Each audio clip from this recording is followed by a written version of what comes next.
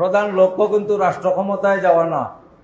আমাদের প্রধান লক্ষ্য হচ্ছে এই দেশে ইসলামী হুকুমত কায়েম হবে, যার মাধ্যমেই হোক আমরা সেটাকে সমর্থন করব। এ পর্যায়ে আমাদের সামনে সংক্ষিপ্ত বক্তব্য নিয়ে আসছেন বাংলাদেশ জামাত ইসলামী দেওয়ানবাজার ইউনিয়ন শাখার সাবেক আমির, দেওয়ানবাজারের কৃতি সন্তান জনাব আসরারুর রহমান ভাইকে। আসরারুর রহমান ভাইকে সংক্ষিপ্ত বক্তব্য রাখার জন্য সবিনয় অনুরোধ করছি।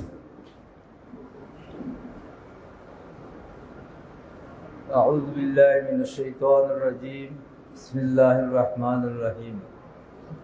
বাংলাদেশ জামাতে ইসলামী দেওয়ানবাজার এবং পশ্চিম গরিপুর ইউনিয়ন কর্তৃক আয়োজিত আজকের সম্মেলনের সম্মানিত সভাপতি, উপস্থিত জেলা নেতৃবৃন্দ এবং আমার সামনে উপস্থিত সর্বস্তরের তৌহিদি জনতা, আসসালামু আলাইকুম ওয়া রাহমাতুল্লাহি ওয়া বারাকাতুহু।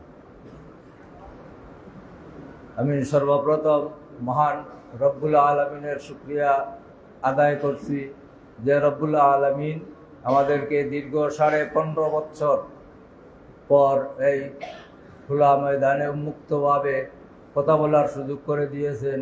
সেই রব্বুল আলমিনের শুকরিয়া আদায় করছি। আমরা সবাই পড়ি আলহামদুলিল্লাহ। মহানবী মুক্তির দিশারি, মানবতার মুক্তির দিশারি মহানবী হযরত মুহাম্মদ মুস্তাফা সাল্লাল্লাহু আলাইহি সাল্লামের উপর দুরূদ ও সালাম পেশ করছি। সম্মানিত উপস্থিতি, আমরা দীর্ঘদিন নির্যাতিত নিপীড়িত ছিলাম। খোলাখুলিভাবে চলাফেরা করতে পারিনি, কথা বলতে পারিনি, আমাদের প্রোগ্রাম আদি করতে পারিনি। কিন্তু এখন আল্লাহ আমাদেরকে সেই সুযোগ করে দিয়েছেন।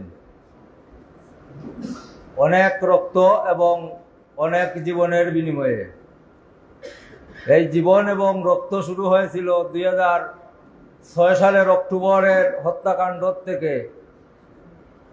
এর পরবর্তীতে সরকার গঠন করার পরে জুডিশিয়াল কিলিংয়ের মাধ্যমে আমাদের নেতাদেরকে হত্যা করা হয়েছে।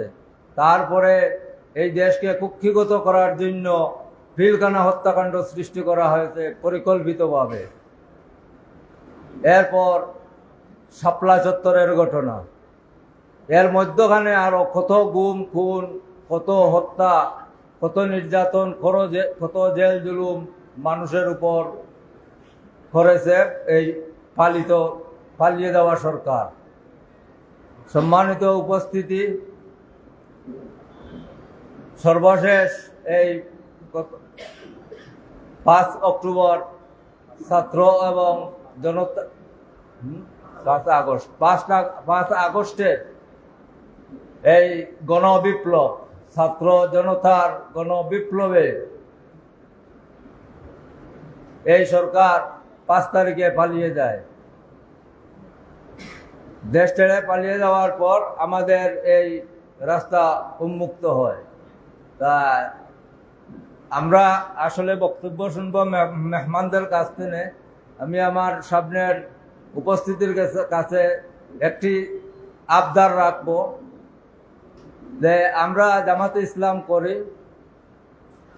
জামাতে ইসলামের মূল লক্ষ্য, প্রধান লক্ষ্য কিন্তু রাষ্ট্র ক্ষমতায় যাওয়া না। আমাদের প্রধান লক্ষ্য হচ্ছে এই দেশে ইসলামী হুকুমত কায়েম হবে, যার মাধ্যমেই হোক আমরা সেটাকে সমর্থন করব। আমাদের কাজ হচ্ছে আমরা মানুষ তৈরি করা, লোক তৈরি করা। আমাদেরকে মানুষদেরকে একটা রাষ্ট্র পরিচালনা করার জন্য যে লোকের প্রয়োজন, সেই সমস্ত ধরনের লোক তৈরি করা, এটাই হচ্ছে জামাতে ইসলামের মূল কাজ। জামাতে ইসলামী একদিকে একটা বিশ্ববিদ্যালয়, যেখানে মানুষকে সব ধরনের শিক্ষায় শিক্ষিত করা হয়। আবার জামাতে ইসলাম সাংগঠনিকভাবে যেভাবে চলে, জামাতে ইসলাম যদি ছোট্ট একটা রাষ্ট্র বলি আমরা, জামাতে ইসলামীকে তাও ভুল হবে না। একটা রাষ্ট্র পরিচালনা করতে যত মন্ত্রণালয় আছে, সব মন্ত্রণালয়ে জামাতে ইসলামের আছে। এই জন্য আমি আমার ভাইদের কাছে আবদার রাখবো যে আমরা যেন সত্যিকার উপযুক্তভাবে তৈরি হইতে পারে, সেই জন্য আমাদের প্রচেষ্টা চালাতে হবে। আর আমাদের সংগঠনকে সমৃদ্ধ করার জন্য, বৃদ্ধি করার জন্য আমাদের সর্বস্তরের মানুষের কাছে দাওয়াতি কাজ করতে হবে। দাওয়াতি কাজ খালি মুখ দিয়ে দাওয়াতি কাজ করলে তো হয় না। দাওয়াতি কাজের জন্য আমাদেরকে বিভিন্ন মাধ্যম আছে। দাওয়াতে কাজ করতে গেলে প্রথমে নামাজের মাধ্যমে দাওয়াত দিতে হবে। প্রথমে আমাদের সবাইকে নামাজি হতে হবে। আমরা যদি নামাজি হই তাহলে মানুষগুলো আমাদেরকে অনুসরণ করবে।